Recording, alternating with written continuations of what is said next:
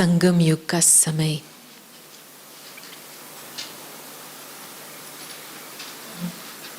भगवान के वरदानों से भरपूर होने का समय है।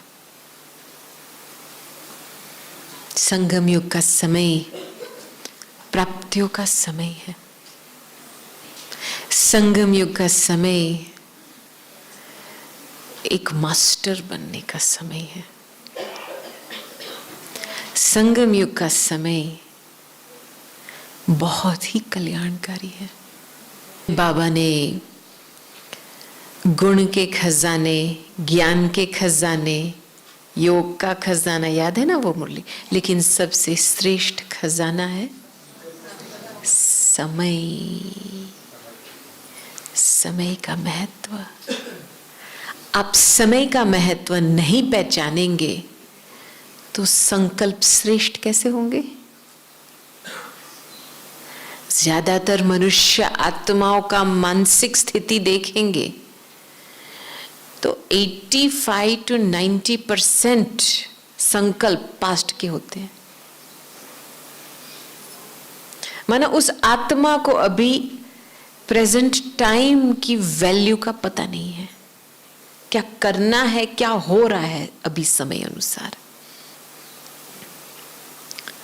शायद ब्राह्मण परिवार में भी ऐसी हालत है। समय की पहचान नहीं है तो आपकी पूरी संकल्प की साइकिल उल्टी फिरती है, पीछे जाती है। पास्ट में बस ये हुआ, ये शायद होगा, वो होगा, चिंता चिंता चिंता। बीच में ज्ञान मंथन के लिए जगह भी नहीं होती है। ये एक सूक्ष्म चीज है। बाबा ने एक बारी दादियों के लिए कहा था कि दादियां सभी जो भी पुरुषार्थ दादियां करती है वो जैसे समय की घड़ी है। और मैंने जब दादी जानकी को देखा था लास्ट 3-4 years जाने से पहले, तो दादी में जो बिल्कुल संपूर्ण समर्पण स्थिति मैंने देखी। और उस समय मुझे लगा मेरे से नहीं होगा ये। और जैसे वो संकल्प रचा तो मैंने पूछा ये कौन बोल रहा है, ये मेरे से नहीं होगा। कुछ चीज जो हुई पड़ी है, बाबा ने बताया है कि आपको अपनी संपन्न संपूर्ण अवस्था तक अवश्य पहुंचना है। तो मैं बीच में कौन हूं जो कहने वाली हूं मेरे से नहीं हो सकता है? ये सूक्ष्म अहंकार। ये छोटी छोटी बातें मैंने क्यों ये उदाहरण दिया? क्योंकि वर्तमान समय अनुसार मैं और मेरापन के जो संकल्प हम रचते हैं वही हमको इस धरती पे बांध करके रखा हुआ है। मैं 10 मिनट के लिए थोड़ा मंथन कर रही थी आज सवेरे, और मैंने अपने आप को पूछा कि वर्तमान समय में मुझे कौन से प्रश्न अपने आप को पूछना चाहिए। तो मन में 2 प्रश्न उत्पन्न हुए। पहला प्रश्न, कौन सा संस्कार या कौन सी ऐसी बात है स्वभाव में जो अभी भी मेरे रास्ते में रुकावट डालती है आगे बढ़ने के लिए? कौन सा ऐसा संस्कार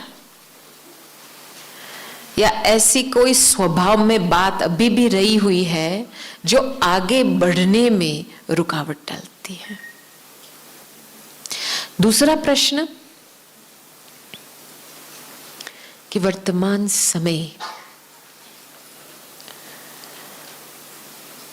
जो कर्मों की मशीनरी है वो बहुत ही तेज स्पीड से चल रही है, बहुत फास्ट स्पीड से चल रही है, क्योंकि यही है लास्ट जन्म। इसके बाद तो आगे कुछ होगा नहीं। माना आगे का आपका जो खाता है यहां ही चुकतू करना है, कैसे भी करके ड्रामा चुकतू कराएगा, क्योंकि इसका हिसाब अगले जन्म में नहीं जाना है। तो इसीलिए बीच बीच में अकाले मृत्यु के तूफान आते हैं। विश्व में देखते हो ना, ऐसे तूफान आएंगे क्योंकि हमारे कर्म के हिसाब किताब चुकतू कैसे होते हैं। 2 घड़ी में चुकतू होते, एक है जन्म की घड़ी, गर्भ जेल में कर्म के हिसाब किताब चुकतू होते हैं, दूसरा है मरने के समय में। तो इसीलिए लौकिक के हिसाब से देखा जाए अकाले मृत्यु के कितने तूफान चल रहे हैं, क्योंकि ये अभी घड़ी, टाइम कहता है time is up for everybody, सभी के लिए टाइम इज अप। माना ये हिसाब यहां ही चुकतू करना है, चाहे आप योग बल से चुकतू करो, चाहे आप मौत खाओ और दूसरा जन्म लो, ऐसे चुकतू करो, लेकिन चुकतू करना है। कई लोगों ने तो कोविड के समय में चुकतू किया, ठीक है, लेकिन जब तक वो संस्कार परिवर्तन नहीं हुआ तो दूसरा जन्म भी लेना पड़ता है, दूसरे जन्म में भी गर्भ जेल में चुकतू करना पड़ता है। तो वर्तमान समय अनुसार मुझे अपने आप को पूछना है, तीव्र पुरुषार्थ द्वारा मैंने कहां तक मेरे कर्म के हिसाब किताब चुकतू किए हैं। तीव्र पुरुषार्थ द्वारा कहां तक कर्म के हिसाब किताब चुकतू की है।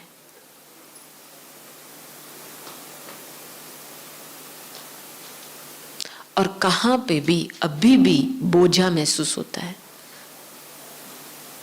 ये निशानी है।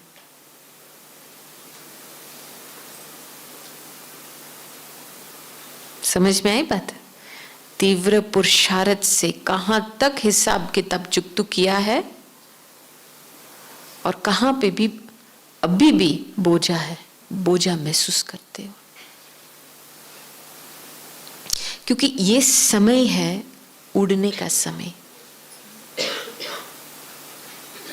जल्दी जल्दी उड़ना, सब बातों से पार जाने का। क्योंकि माया बहुत ही, जैसे आज भोग का मैसेज सभी ने सुना ना, बहुत रॉयल रूप से आएंगी साइड में। समाप्ति का समय है, माना बहुत ज्यादा विस्तार में नहीं जाना है कई बातों का, संकल्प का विस्तार नहीं, बोल का विस्तार नहीं। अभी टाइम टू पैक अप,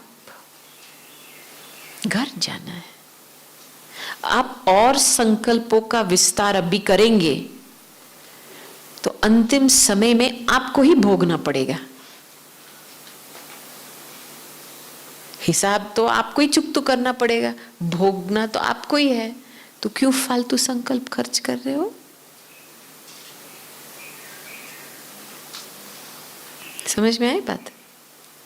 इसलिए बहुत स्ट्रिक्ट रहना है अपने ऊपर कि जरूरी है, मुझे यहां पे विचार करना है, संकल्प दौड़ाना है इस तरह, जरूरी नहीं है, कट करो, कट आउट, स्टॉप।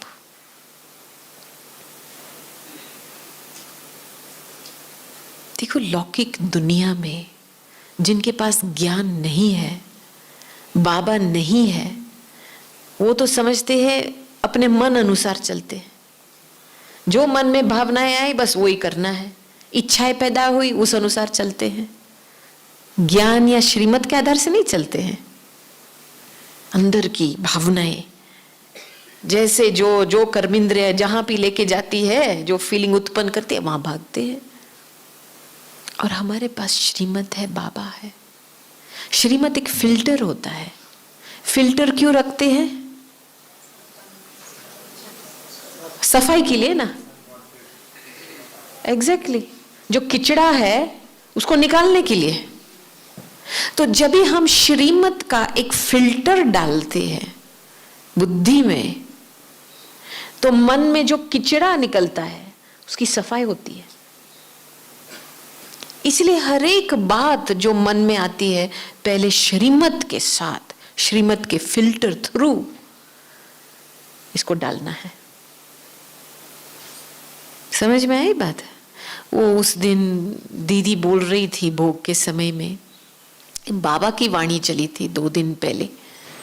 बाबा ने बताया कि हर घड़ी में आप श्रीमत लो, ऐसे नहीं कि वो विक्रम करो फिर बाद में श्रीमत लो। बताया था ना शशि दीदी ने कि बस इन्होंने शादी कर लिया बिना पूछ के, शादी करने के बाद दोनों के बीच में बनता नहीं है, फिर बाबा के लिए मैसेज पूछ रहे हैं। अरे कमाल की बात है। तो हम अपने मन अनुसार चलते हैं, राय नहीं लेते हैं। गलती होती है उसके बाद हमको मदद चाहिए, टू लेट। तो सोचने से पहले, बोलने से पहले और कर्म करने से पहले श्रीमत का फिल्टर लगाओ। और जो चीज जरूरी नहीं है फेंक दो ना। उस समय उस सोच को क्यों एंटरटेन करते हो? जरूरी नहीं है। जब दादी जी लंदन आए थे जून 74 में, बाप दादा ने दादी को एक ही डायरेक्शन दिया था, मिनी मधुबन बना दो। और वो समय में इंडिया में तो सेवाओं की वृद्धि हो रही थी, 300-400 क्लास में बैठे थे, और लंदन में आओ 3 या 4 स्टूडेंट। तो कोई आम आदमी होता तो सोचता, अरे मुझे यहां क्यों भेजा है, कुछ है तो नहीं यहां पे। अभी दादी ने यह भी संकल्प एंटरटेन नहीं किया। इस संकल्प को श्रीमत के फिल्टर थ्रू रखेंगे, आवश्यकता है नहीं। बाबा ने डायरेक्शन दिया, अपने आप को आत्मा समझो, बाबा को याद करो, बाबा करण करावन है, चलते चलो। अभी ये ज्यादातर सोचने की क्या आवश्यकता है? अरे यार तो 3-4 स्टूडेंट है, मैं क्या करूंगी, कैसे सेवा बढ़ेंगी, और क्या आपको किसने परमिशन दिया है ऐसे सोचने के लिए? समझ में आई बात? ऊपर वाला बैठा है, जहां पे बिठाया है कुछ कारण के लिए बिठाया है। ये फालतू संकल्प बंद करो। श्रीमत क्या कहता है? 70% आपके संकल्प वहीं रुक जाएंगे, मैं आपको बताऊं,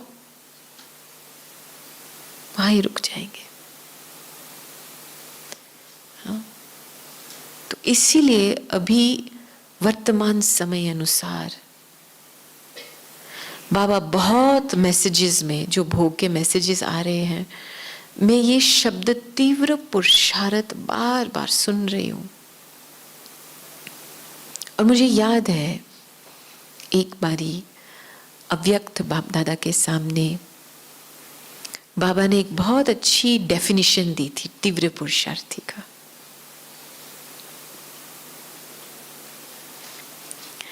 जो मास्टर रहम दिल है वो तीव्र पुरुषार्थी बन सकता है। अपने आप के ऊपर रहम करना है।